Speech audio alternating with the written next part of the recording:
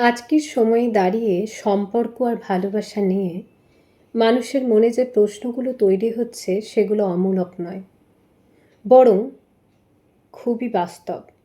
অনেকেই আজ অনুভব করেন ভালোবাসা যেন আগের মতো গভীর নেই, সম্পর্ক যেন আগের মতো দীর্ঘস্থায়ী নয়, আর মানুষও যেন আগের মতো একজন মানুষকে আঁকড়ে ধরে বাঁচতে চায় না।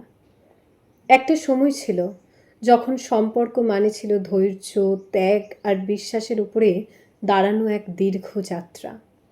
মানুষ তখন ভালোবাসাকে শুধু অনুভব করতো না, বরং সেটা ধরে রাখার জন্য লড়াই করত। ভুল বোঝাবুঝি হতো, কষ্ট আসতো, তবু একে অপরকে ছেড়ে যাওয়ার কথা সহজে ভাবা যেত না।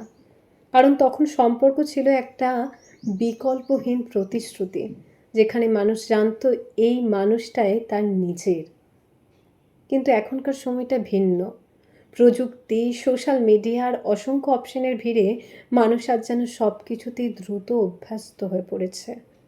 এমনকি সম্পর্কের ক্ষেত্রেও নতুন মানুষকে চেনা, কথা বলা, কাছাকাছি আসা, সব কিছু খুব দ্রুত হয়।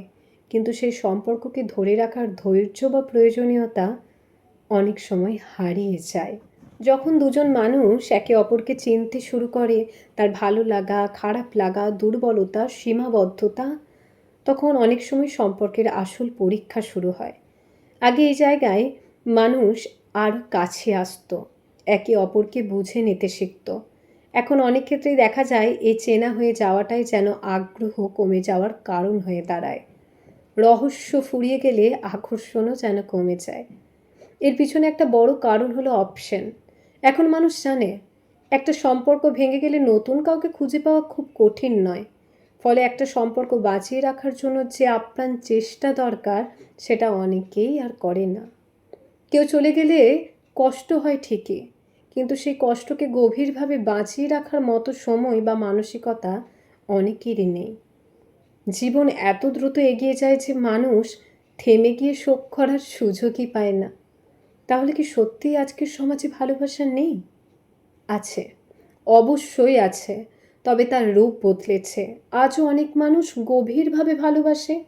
আজও কেউ কারোর জন্য অপেক্ষা করে, ত্যাগ করে, সম্পর্ককে বাঁচিয়ে রাখার চেষ্টা করে। কিন্তু সেই সংখ্যাটা হয়তো আগের তুলনায় কম চোখে পড়ে, কারণ চারপাশে দ্রুত ভেঙে যাওয়া সম্পর্কের উদাহরণ বেশি। আরেকটা বিষয় হলো আজকের মানুষ অনেক বেশি আত্মসচেতন। তারা নিজের মানসিক শান্তি, নিজের স্বাধীনতা, নিজের ভালো থাকাকে গুরুত্ব দেয়। ফলে যদি কোনো সম্পর্ক তাদের কষ্ট দেয়, তারা সেটা থেকে বেরিয়ে আসতে দ্বিধা করে না। এটা একদিক থেকে ভালো, কারণ কেউ আর শুধু সমাজের ভয়ে বা বাধ্যতায় একটা অসুখী সম্পর্ক টেনে নিয়ে যেতে চায় না। কিন্তু এর ফলেই সম্পর্কের স্থায়িত্ব অনেক সময় কমে যায়। শেষ পর্যন্ত ভালোবাসা কখনোই পুরোপুরি হারিয়ে যায় না। সেটা সময়ের সঙ্গে বদলায়, মানুষের ভাবনার সঙ্গে বদলায়। আজকের যান্ত্রিক জীবনে মানুষ হয়তো একটু দ্রুত ভালোবাসে, একটু দ্রুতই ভুলে যায়।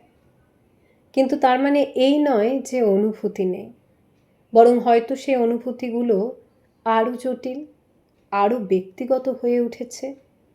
ভালোবাসা আজও আছে, কিন্তু তাকে টিকিয়ে রাখার জন্য এখনও প্রয়োজন সেই পুরনো জিনিসগুলোই।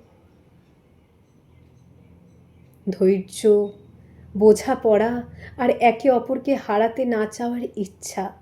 যারা এগুলো আঁকড়ে ধরে রাখতে পারে, তাদের কাছে আজও ভালোবাসা 25-30 বছরেরই গল্প হয়ে ওঠে।